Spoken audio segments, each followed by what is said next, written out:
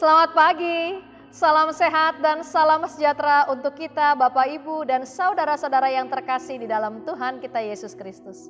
Sebelum kita akan melakukan semua tugas tanggung jawab dan aktivitas kita di dalam hari ini, saya mengajak kita untuk merenungkan firman Tuhan. Tapi terlebih dahulu, mari kita berdoa. Ya Tuhan, kami sungguh bersyukur untuk udara pagi yang boleh kami hirup dalam keadaan tubuh yang sehat, dalam hati yang penuh akan syukur dan sukacita.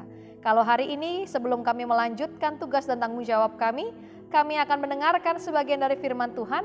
Kami mohon Roh Kudus membimbing dan menuntun kami supaya firman Allah yang akan kami dengar ini bukan hanya sebatas kami dengar, tapi kami lakukan dengan senantiasa.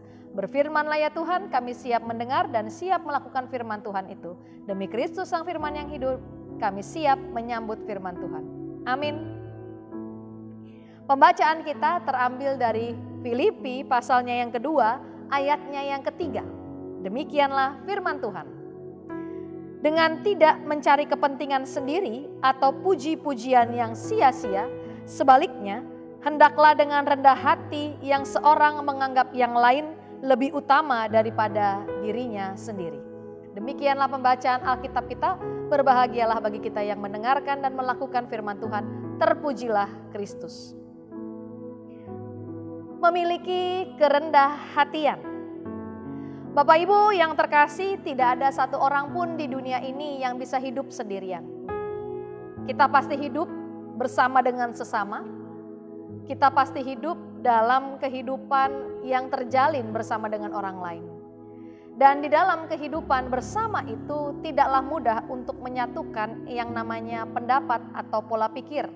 Sehingga di dalam kehidupan bersama biasanya orang akan juga menemukan tantangan dan juga permasalahan ketika mereka harus hidup bersama.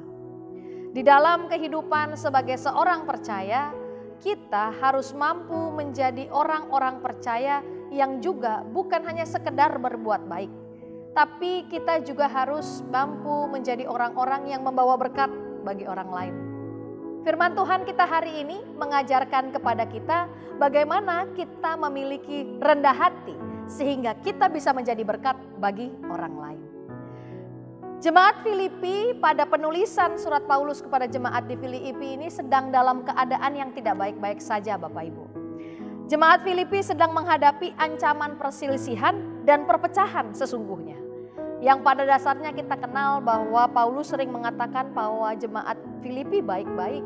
Jemaat Filipi dalam keadaan pelayanan yang juga cukup baik. Akan tetapi tidak menutup kemungkinan mereka mengalami yang namanya permasalahan dan perselisihan.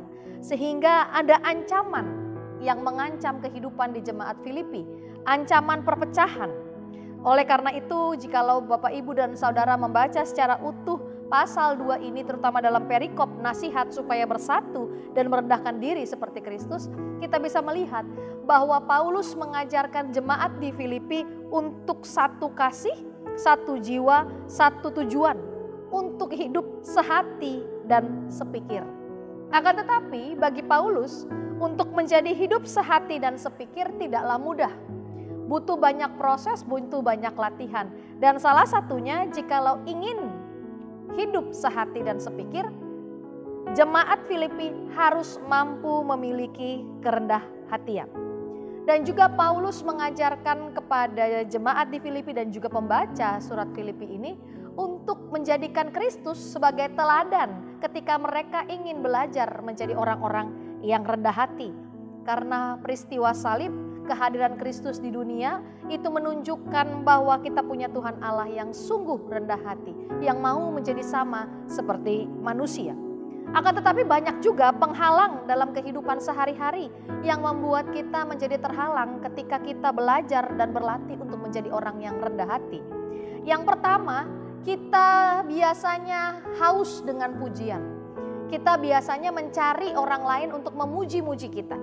Kalau bukan karena saya, ini tidak akan terjadi. Kalau bukan karena saya, pasti acara ini akan berantakan. Kalau bukan karena saya, tidak mungkin jadi seperti ini. kata-kata yang demikian. Kita haus akan pujian. Biasanya manusia mencari-cari puji-pujian yang kata Paulus dalam pembacaan kita itu sebenarnya sia-sia. Lalu halangan yang kedua, manusia sering merasa paling pintar, paling pandai, paling hebat. Memandang orang lain lebih rendah, memandang orang lain tidak bisa seperti kita. Itulah penghalang-penghalang yang menjadikan kita untuk sulit menjadi orang yang rendah hati. Akan tetapi yang mau kita pelajari bersama hari ini, terutama kerendah hatian yang mau kita pelajari dan kita latih itu sebenarnya mendatangkan keuntungan, Bapak Ibu dan saudara-saudari terkasih. Mengapa mendatangkan keuntungan? Orang yang rendah hati itu orang yang mau belajar. Orang yang rendah hati itu orang yang mau menerima nasihat, mau menerima teguran, mau menerima kritik. Orang yang rendah hati itu adalah orang yang mampu membuka dirinya untuk mendengar pendapat orang lain. Bukan hanya sebatas mendengar, tapi juga jikalau pendapat itu memang benar-benar lebih baik daripada diri kita, ya diikuti.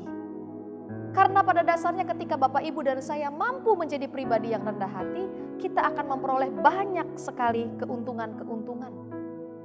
Oleh karena itu di dalam pembacaan kita hari ini saya mengajak melalui pemberitaan firman di pagi hari ini. Mari menjadi pribadi yang rendah hati, karena ketika Bapak Ibu dan saya mampu menjadi orang-orang yang rendah hati, kita akan menemui kemudahan-kemudahan dan keuntungan-keuntungan dalam kehidupan kita. Selamat menjadi pribadi yang rendah hati. Tuhan Yesus memberkati kita semua. Amin. Kita berdoa.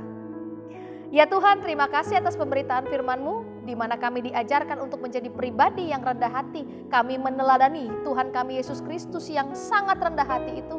Sehingga Tuhan dimanapun Tuhan percayakan kami berada, kami mau mementingkan kepentingan bersama dan orang lain, bukan mau mementingkan diri kami sendiri. Kami mau menjadi pribadi yang mampu memberikan hati dan pikiran kami serta diri kami yang terbaik bagi sesama. Sehingga Tuhan ketika kami dipercayakan Tuhan dimanapun kami berada, kami akan menjadi buah yang harum dan manis bagi sesama kami. Biarkanlah firman ini menjadi penuntun dan pedoman kami sehingga kami mampu menjadi pribadi-pribadi yang rendah hati seperti Kristus Tuhan kami.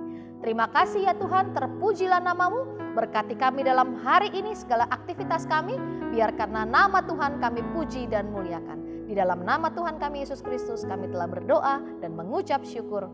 Amin.